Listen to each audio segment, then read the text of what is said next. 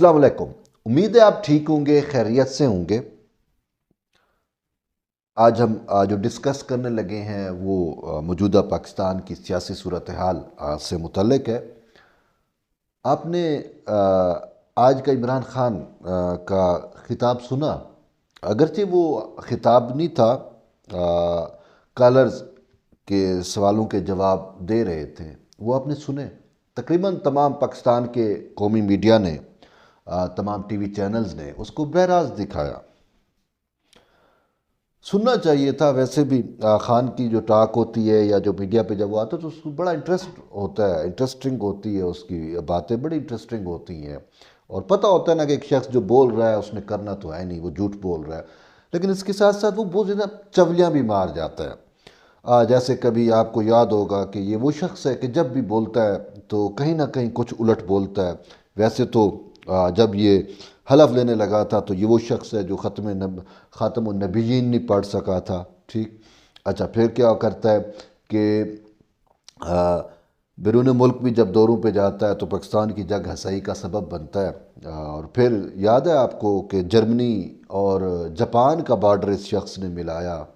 پاکستان میں پھر 12 موسم اس نے ڈالے، لے کے آ گیا، جو آج تک لوگ پریشان ہیں کہ یار یہ کہاں سے 12 موسم کیسے؟ بہرحال تو یہ بڑا مزاحیہ کردار بھی ہے۔ اور آج بات یہ ہے کہ آج جب یہ شخص جو ہے نا، مجھے شرم آتی ہے اس کو، میں وزیر اعظم نہیں سمجھتا، سچ میں نہیں سمجھتا۔ آج تک میں بتاؤں، میں نے آج تک اس شخص کو اپنا وزیر اعظم نہیں سمجھا۔ ہاں، یہ وزیر اعظم بٹھایا گیا ہے، وزیر اعظم کے منصب پہ بٹھایا گیا ہے، یہ اس کے اہل نہیں تھا، یعنی کہ اور اسٹیبلشمنٹ نے بھی پہلی دفعہ شاید گھڑ سواری جو کرنے کی عادی تھی، وہ کھوتے پہ آج پہلی دفعہ اس نے سواری کی ہے، اور وہ کھوتا اب آپ کے سامنے ہے کہ اس نے پورے پاکستان کا جو ہے وہ بیڑا غرق کر دیا۔ وہ کسی شخص نے درست لکھا ہوا تھا، وہ میں دیکھ رہا تھا کہ پہلے شور مچایا جاتا تھا کہ صدر آصف علی زرداری کے جو گھوڑے ہیں وہ مربے کھاتے ہیں، تو کسی نے بڑی پیاری بات لکھی ہوئی تھی، تو اس نے لکھا کہ اب تو کھوتا پاکستان کی معیشت کھا گیا۔ سچ بات ہے، پاکستان تو تباہ ہو گیا نا، پاکستان کی پوری معیشت تباہ ہو گئی نا، کھا گئی معیشت، کھا گیا یہ شخص معیشت کو۔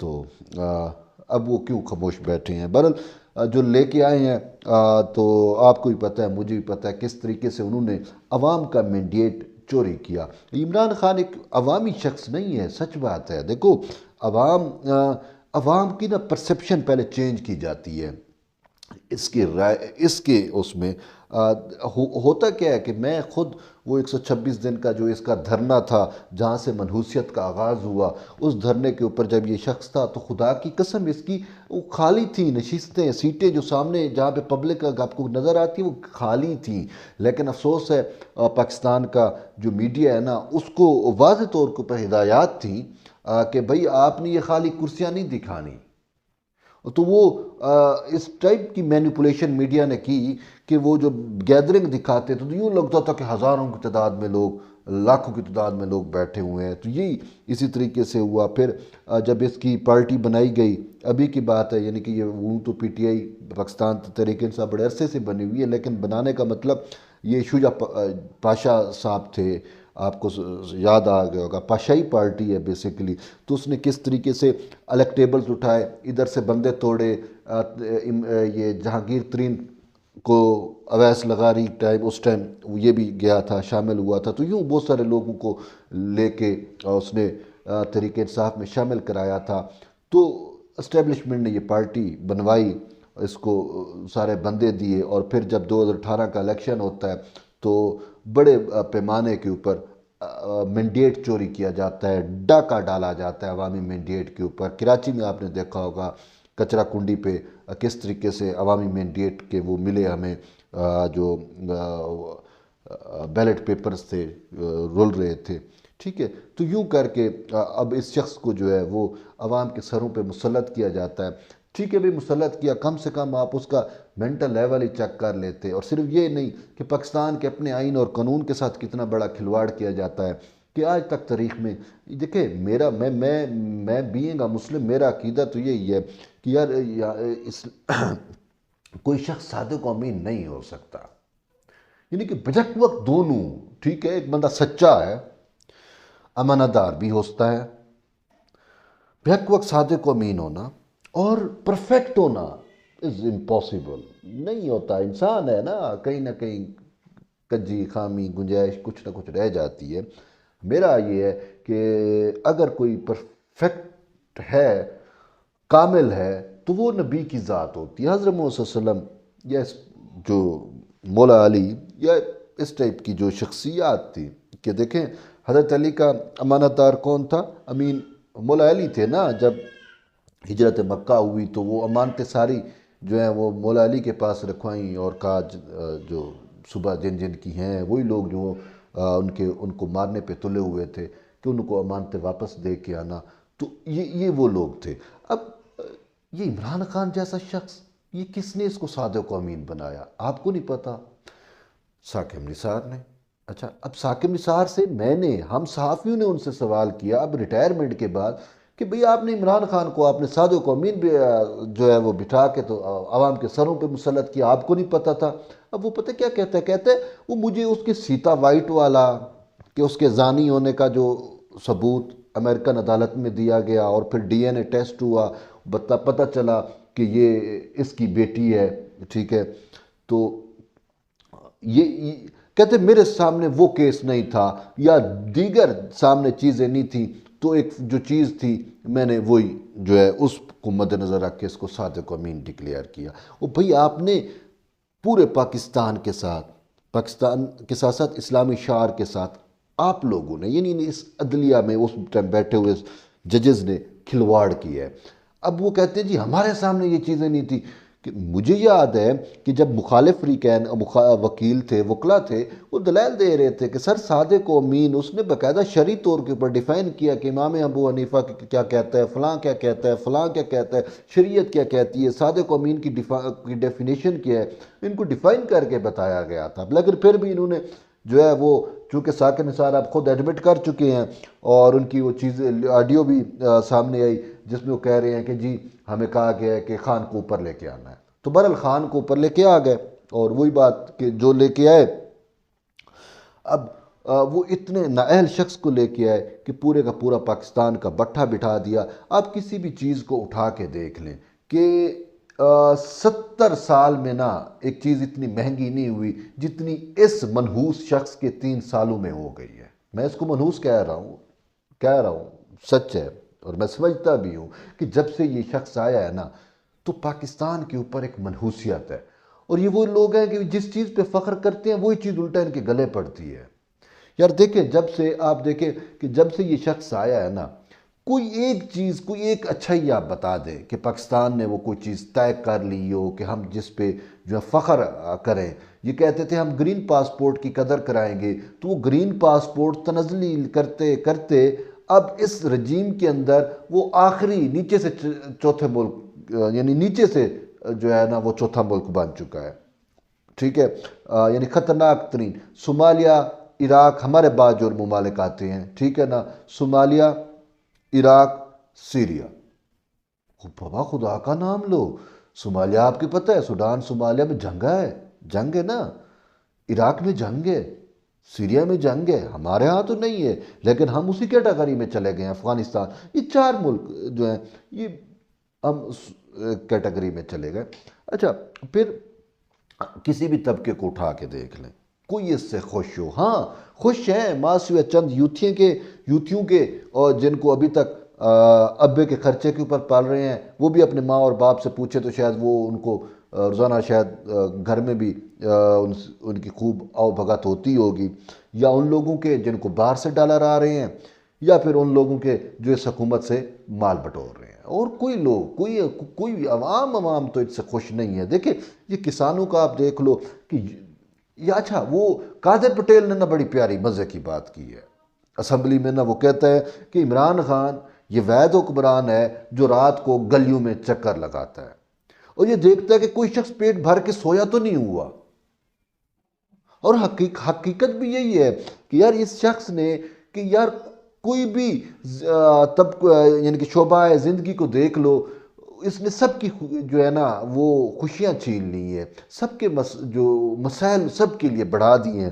کسان کو دیکھو، اب دیکھو پہلے پانی نہیں دیا، ڈی اے پی کھاد نہیں دی، پھر یوریا کھاد اب نہیں دے رہے۔ اب جو بیچارہ گندم جس نے کاشت کی ہوئی ہے اس کو تو یوریا کھاد چاہیے نا، اب یہ یوریا کھاد نہیں ملی، ٹھیک ہے نا۔ اب وہ جب جو کسان یوریا کھاد جس کی مارکیٹ ریٹ 1800 روپے ہے، سوری 1800 سے 1900 روپے جس کا مارکیٹ ریٹ ہے، وہ جو 4000 5000 میں وہ یوریا کھاد کا بوری لیتی، یعنی کہ بوری لے کے وہ اس کو اپنے فصل کو وہ کرے گا، تو پھر آپ خود دیکھ لو۔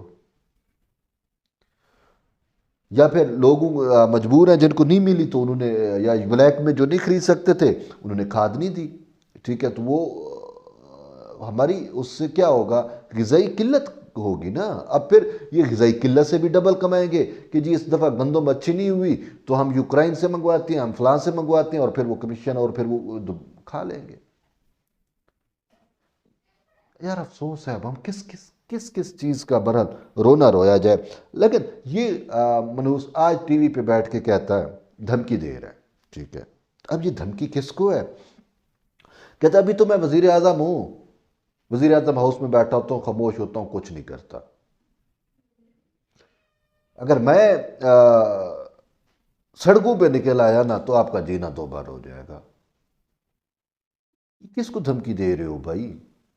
سڑکوں پہ نکل آئے تو کس کا جینا دو بھر ہو گیا؟ عوام کا تو جینا آپ نے آلریڈی دو بھر کیا ہوا ہے۔ اپنے لانے والوں کو اگر دھمکی دے رہے ہو تو یہ شاید ایک اور بات۔ اگر آپ اپوزیشن والوں کو دھمکی دے رہے ہو تو اپوزیشن کو کیا ہوگا؟ وہ آلریڈی نواز شریف کے ساتھ ایگریمنٹ کر کے آپ نے اس کو باہر بھیجوایا۔ یہ میں نہیں، اب اسد عمر نے تو یہ کہا نا کہ میں اس کمرے میں موجود تھا جب نواز شریف کو باہر بھیجنے کا فیصلہ ہوا، تو نواز شریف کو آپ نے باہر بھیج دیا۔ اور باقی اپوزیشن میں جب زرداری کی بات کرتے ہیں یا ان کی، وہ بیچارے تو ابھی بھی جو ہیں وہ سزائیں بھگت رہے ہیں، جیلیں بھگت رہے ہیں، یا آئے روز ان کی نیب کے اندر یا مختلف عدالتوں پہ پیشیاں ہیں، تو کیا کر رہے ہیں؟ ابھی آپ، پہلی بات یہ ہے خان صاحب، آپ عوام میں نکلنے کے قابل ہیں؟ جرأت ہے نا، آپ عوام میں نکل کے دکھاؤ، پھر دیکھو کہ عوام آپ کی کیسے ٹھکائی کرتی ہے۔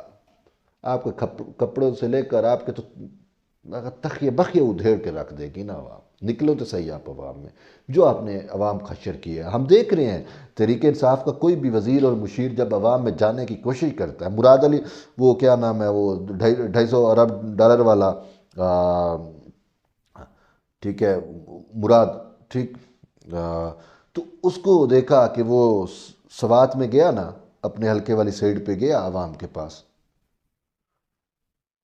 اس کے ساتھ عوام نے کیا کیا؟ میں نے دیکھا کہ وہ دم دبا کے بھاگ رہا تھا ایک دم، وہ عوام۔ اچھا، اب کسی کو بھی، اب آپ بتاؤ کہ آپ عوام میں جانے کے قابل ہو تو پہلے عوام میں جا کے تو دکھاؤ آپ کے عوام نے حشر کیا کرنا ہے۔ دیکھیں جو آپ نے نمک مرچ مسالے سے لے کر ہر تمام ضرورت اشیاء، تمام سہولیات اشیاء، کوئی ایک ایسی چیز ہو جو سستی ہوئی ہو آپ کے دور میں، کوئی ایک چیز جو آپ نے سستی کی ہو، مہنگی یہ آپ تو یہ دیکھتے ہو نا کہ جو چیز عوام، جس چیز کا سیزن شروع ہونے لگتا ہے آپ نے وہ مہنگی کر دینی ہے۔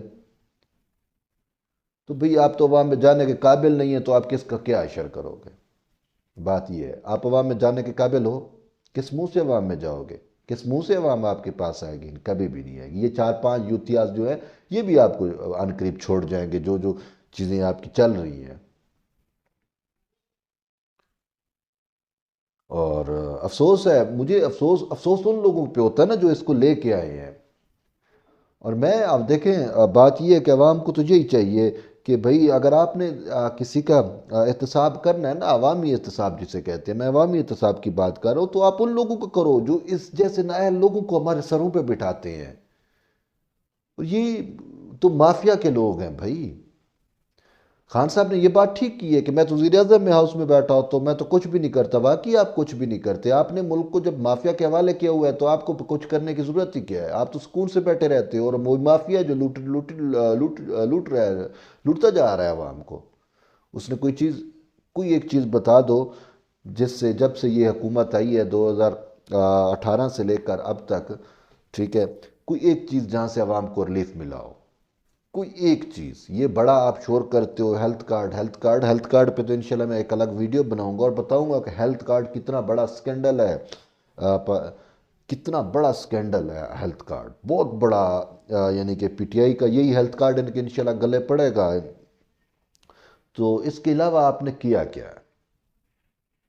کس منہ میں آپ عوام میں جانے کے قابل ہو؟ آپ ٹی وی پہ بیٹھ کے تو آپ کچھ بھی کہہ سکتے ہو، یا پروٹوکول میں رہ کے آپ کچھ بھی کہہ سکتے ہو، عوام میں آپ ریل میں جائیں گے نا تو آپ کو لگ پتہ جائے گا۔